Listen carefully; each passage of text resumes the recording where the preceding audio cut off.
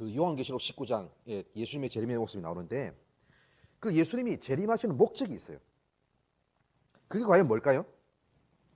예수님이 재림하시는 목적은 산자와 죽은 자를 심판한 것입니다. 우리 그래서 성경에서 보면 살아있는 자와 죽은 자를 심판하러 오십니다. 돼 있잖아요. 그죠? 예, 심판하기 위해서 오세요. 늘 우리가 외우는 사도신경 내용 안에 그 내용 있지 않습니까? 그죠? 근데 거기로부터 살아있는 자와 죽은 자를 심판하러 오십니다. 돼 있는데 여러분 거기로부터 이 말 무슨 말일까요? 거기가 어디예요? 그 앞에 뭐가 있었죠? 하나님 보좌 우편이 있었잖아요. 그죠? 그래서 하나님 보좌 우편으로부터라는 말입니다. 바로 거기로부터 이 땅에 내려오시는 겁니다. 여러분 살아있는 자와 죽은 자라는 뜻도 알아야 되겠죠. 그죠? 여러분 살아있는 자라는 것은 예수님이 재림하실 그때까지 이 땅에 살아남아 있는 사람들을 말하는 겁니다. 그러면 죽은 자라는 것은 뭡니까? 예수님이 재림하실 때 이미 이 땅에서 한번 태어났다가 죽었던 사람들 있잖아요. 모든 죽어 있는 사람들을 말하는 겁니다. 그렇다면 예수님이 살아있는 자와 죽은 자를 심판하러 오십니다. 이 말은 모든 사람을 심판하신다 이 말이 되겠죠. 그죠? 예수님이 이 땅에 오시는 목적은 심판하러 오시는 겁니다. 어떻게 이렇게 많은 사람들을 심판하실 수 있을까요? 예수님이 재림하실 때 살아있는 자들은 변형될 것입니다. 이 말이 무슨 말일까요? 예수님의 그 부활하신 몸이 영광스러운 몸이겠죠. 그죠? 바로 그 영광스러운 몸과 같이 우리의 몸도 영광스럽게 변형, 즉 변화될 것입니다. 그리고 죽은 자들은 그때 어떻게 됩니까? 이미 죽어서 육체가 썩어서 없어졌지만 그날에 썩은 육체가 다시 부활하는 겁니다. 부활할 뿐만 아니라 방금 말씀드렸던 것처럼 예수님의 그 영광스러운 모습과 같이 영광스러운 몸과 같이 부활하게 될 것입니다. 이런 일들이 앞으로 실제로 일어난다면 여러분 정말 대단하지 않겠습니까? 데살로니가 전서 4장 16절 말씀 보시기 바랍니다. 주께서 호령과 천사장의 소리와 하나님의 나팔 소리로 친히 하늘로부터 강림하시리니 그리스도 안에서 죽은 자들이 먼저 일어나고. 이 장면을 여러분 상상해 보시기 바랍니다. 예수님이 오실 때 그동안 역사 속에서 이미 죽어서 육체가 썩어 없어진 사람들 있잖아요. 그 사람들이 다 일어나는 겁니다. 예수님의 영광스러운 몸과 같은 그런 몸을 입고 다 일어나는 겁니다. 그래서 여러분 그 우리 교회도 그 교회 묘지가 있지 않습니까? 그죠? 왜 만들었냐면 그 예수님이 다시 오시는 날에 다 같이 일어나려고 거기서 그 교회 묘지를 만든 거예요. 근데 사실 그 교회 묘지에 있든지 없든지 상관없어요. 여러분 상관없고요. 어디에 있든지 다 일어납니다. 같이. 그죠? 다 일어납니다. 데살로니가전서 4장 17절 말씀 보시기 바랍니다. 그 후에 우리 살아남은 자들도 그들과 함께 구름 속으로 끌어올려 공중에서 주를 영접하게 하시리니. 그러니까 그때까지 이 땅에 살아있는 사람들이 어떻게 된다는 거예요? 예수님의 영광스러운 몸과 같은 그런 몸으로 다 변화되어 가지고 예수님을 영접하게 되는 거예요. 끌어올려져 가지고. 사실 예수님이 재림하시는 날 그날에 믿는 사람들만 그렇게 부활하는 게 아닙니다. 믿는 사람들만 부활하는 게 아니고요. 예수님을 믿지 않는 사람들도 부활합니다.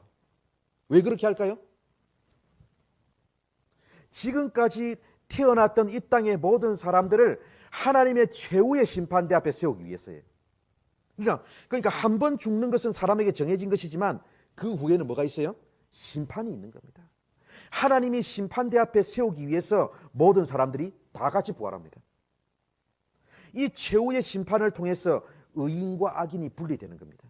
그래서 의인은 어떻게 돼요? 새하늘과 새 땅이 들어가게 되고 악인은 어떻게 됩니까? 영원한 불못에 들어가게 되는 겁니다. 이 최후의 심판은 하나님이 그리스도를 통해서 시행하실 것입니다. 인류의 역사, 개인의 인생도 그리스도의 심판으로 마감됩니다. 이 땅을 살다가 죽었다고 해서 그걸로 끝나는 게 아닙니다. 여러분 우리가 살다 보면 여러분 억울한 일도 있지 않습니까? 그렇죠. 그게 해결되지 못한 채로 우리의 인생이 마감될 때가 있고 나에게 그런 억울한 일을 안긴 당사자가 죽어버려가지고 더 이상 해결할 수도 없는 억울한 일들 우리가 살아가다 보면 얼마든지 있지 않습니까? 그죠? 그 모든 미해결 사건들 그 모든 억울한 일들이 영원히 사라지는 거 아닙니다. 여러분 반드시 하나님의 심판대 앞에 다 세워질 것이고 그리스도 예수님의 최종 심판으로 모든 일이 마감될 것입니다. 여러분, 요한계시록 20장을 보면 이제 그런 일들이 다 그 요한계시록에 다 나오거든요. 요한계시록 20장을 보면 최후의 심판 장면이 나옵니다. 요한계시록 20장을 보면 이 땅의 모든 것이 하나님의 심판대 앞에 세워지게 되는데요. 이미 이 땅을 살다가 죽은 사람들도 뭐 그 사람이 어떤 사람이었든지, 뭐 잘난 사람들이었지 못난 사람이었든지, 뭐 위대한 자들이었든지 별 볼 일 없는 사람들이었든지 가리지 않고 차별 없이 다 하나님의 심판대 앞에 서는 장면이 나옵니다. 그런데 그 하나님의 심판대 앞에 뭐가 있냐면요, 두 개의 책이 있어요. 두 개의 책. 그게 뭘까요? 하나는 행위책이고 하나는 생명책입니다. 그게 요한계시록 20장에 나옵니다. 생명책에는 어떤 이름이 기록되어 있을까요? 당연히 구원받을 성도들의 이름이 기록되어 있겠죠?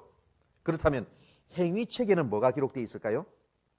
이 땅을 살던 모든 사람들이 이 땅을 살아가면서 행했던 모든 일들이 다 기록되어 있어요. 만약 그러면 생명책에 이름이 기록되어 있다면 그 사람은 자신의 행위가 아니고요, 하나님의 은혜로 구원을 받게 됩니다.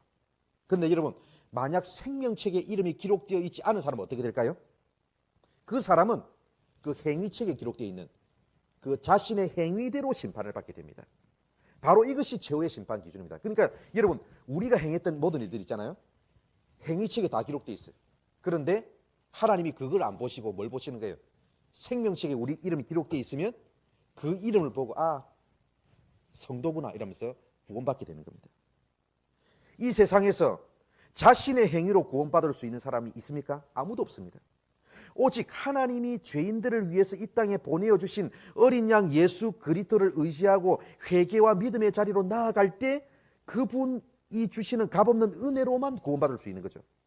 사탄과 그 추종자들, 그리고 예수님을 거부하는 사람들은 자신의 행위대로 심판을 받게 됩니다. 행위책이 기록된 대로. 그들에게는 영원한 불못이 기다리고 있습니다. 그러나 예수님을 믿는 우리의 이름은 하나님의 생명책에 기록되어 있을 것이기 때문에 구원받을 것입니다. 그게 바로 예수님의 재림하실 때의 모습입니다. 예수님의 재림과 최후의 심판으로 인류의 역사 가운데 완전한 하나님의 공의가 세워질 것입니다. 그동안 이 세상의 역사는 불의와 불공평으로 가득 차 있었습니다. 죄인들이 큰 소리치고 성도들은 핍박을 당하며 사는 게 정상적인 세상의 역사였죠. 그래서 때로는 우리가 믿음으로 사는 동안 정말 억울한 일들 많이 당했잖아요. 정말 원통한 일들 많이 당했잖아요. 그게 해결되지 않고 살아가는 일 많잖아요. 그러나 예수 그리스도의 재림을 통해서 사람들은 자신의 행한 대로 철저하게 공의로운 심판을 받게 될 것입니다. 하나님의 심판대 앞에 다 세워지게 될 것입니다. 그러나 성도들은 그걸 전혀 두려워할 필요가 없습니다. 왜 그렇습니까? 예수님을 믿는 사람들은 그 이름이 생명책에 기록되어 있기 때문입니다. 생명책에 이름이 기록된 성도들은 그들의 죄의 값을 예수님이 십자가에서 다 치루어 주셨기 때문에 불못에 들어갈 이유가 전혀 없습니다. 그렇다면 여러분, 지금 당장 예수님이 재림하신다고 한다면 당장 재림하시는 게 좋습니까? 아니면 재림 안 하시는 게 좋을까요? 당연히 재림하시는 게 좋은 거잖아요.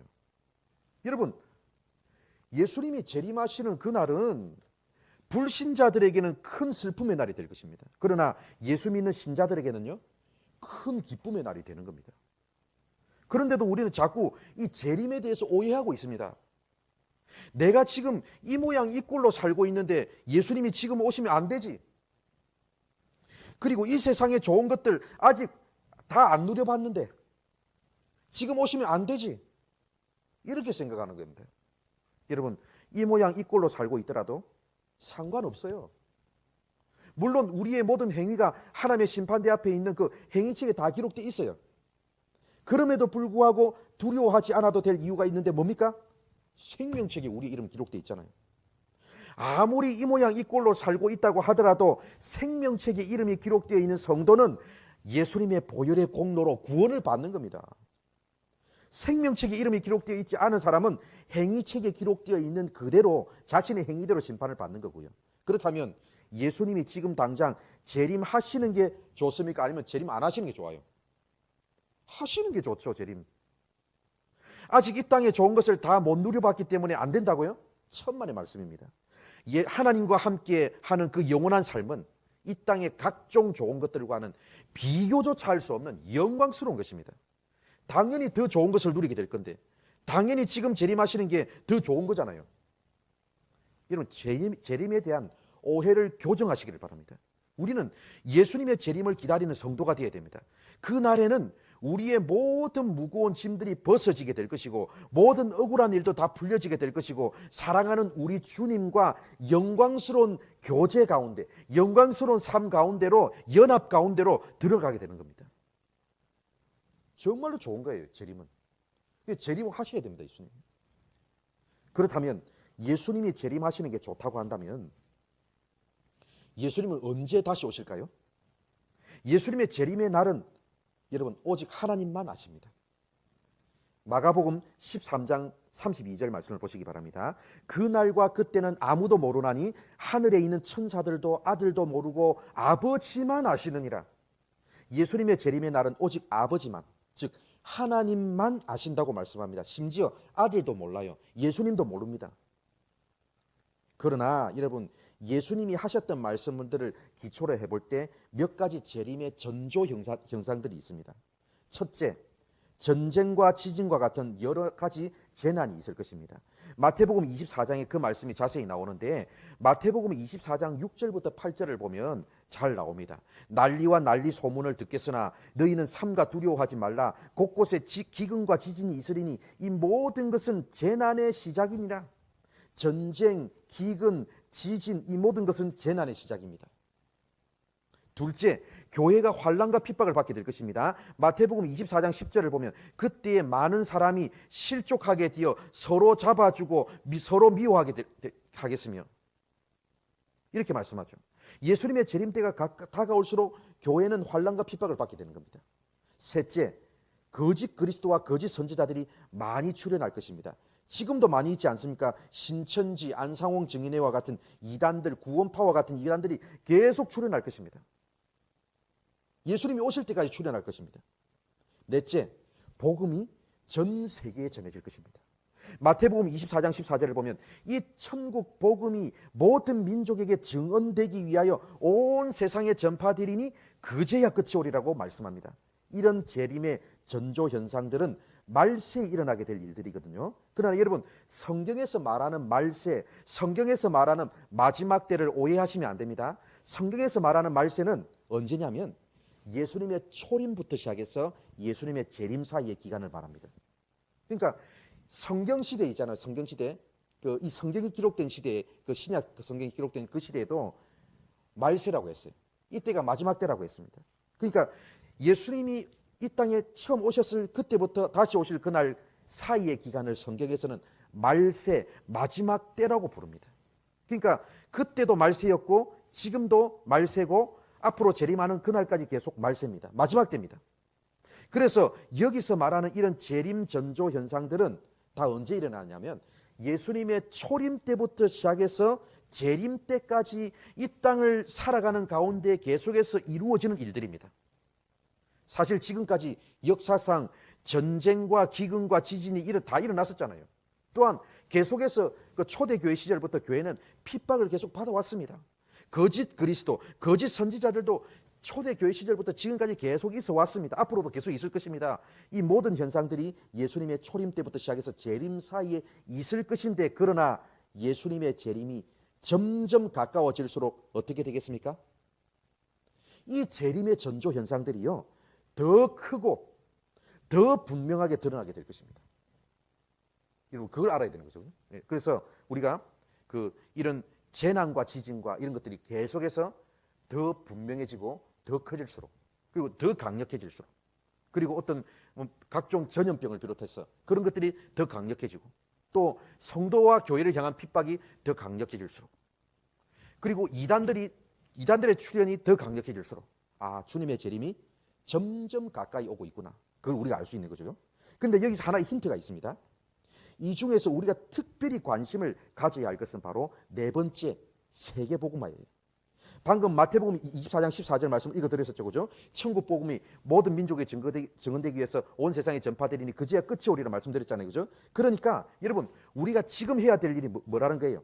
지금 해야 될 일은 예루살렘과 온 유대와 사마리아와 땅 끝까지 이르러 예수님의 증인이 되는 일들을 계속 해 나가야 되는 겁니다. 한마디로 세계 복음화가 지금 어떻게 진행되고 있느냐 하는 것은 예수님의 재림 시기를 그나마 예측해 볼 수 있는 하나의 힌트라고 할 수 있는 거죠. 힌트. 물론 예측은 해볼 수 있겠지만 정확하게 그 날과 그 시간은 알 수 없는 겁니다, 여러분. 예수님도 분명히 말씀하셨잖아요. 나도 모른다. 아버지 하나님만 그 날과 그 시를 아신다고 분명히 말씀하셨습니다. 그래서 우리가 이 땅을 사는 동안 한편으로는 어떻게 해야 돼요? 세계 복음화를 위해서 끝까지 힘쓰고 애쓰고 헌신하고 기도하고 지원하고 또 우리도 몸으로 헌신하되 예수님이 재림하시는 날과 시간을 특정할 수는 없어요. 특정하는 순간 어떻게 됩니까? 이단이 되는 겁니다. 다만 여러분, 세계 복음화가 이루어지는 것을 보면서 아, 그 날과 그 시가 점점 가까워지고 있구나 하는 것을 생각할 수는 있겠지만 날짜와 시간을 특정하면 안 됩니다.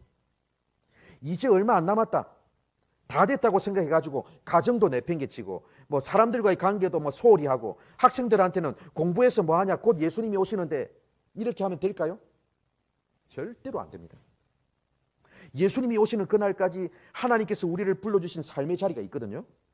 그 자리가 가정이든지 직장이든지 사람들과의 그 삶의 그 관계 현장이든지 어떤 곳이든지 내가 맡은 일들을 충실하게 감당하면서 맞이하는 재림이야말로 제대로 된 재림의 준비 자세입니다.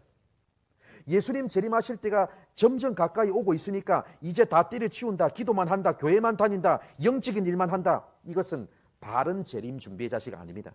하나님이 원래 맡기신 일들, 그게 사실 우리를 불러주신 삶의 자리잖아요. 소명의 자리예요. 사명의 자리입니다.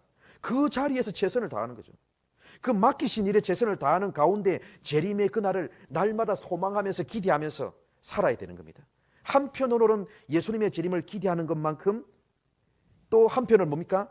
세계 선교에 이 땅에 온 교회들이 참여할 수 있도록 또 힘쓰는 거죠. 어떻게 하든지 더 많은 민족들에게, 더 많은 사람들에게 복음이 전파될 수 있도록 우리가 기도도 하고 재정적인 지원도 하고 직접 몸으로 헌신도 해야 될 겁니다. 그죠? 그러면서도 또 어떻게 해야 됩니까? 다 때려치우고 하는 게 아니고 우리를 불러주신 삶의 현장, 그 소명의 자리인 거예요. 그 현장에서 충실하게 살아가면서 예수님의 다시 오심을 소망하면서 사는 것, 바로 이것이 바른 재림 준비의 자세인 겁니다.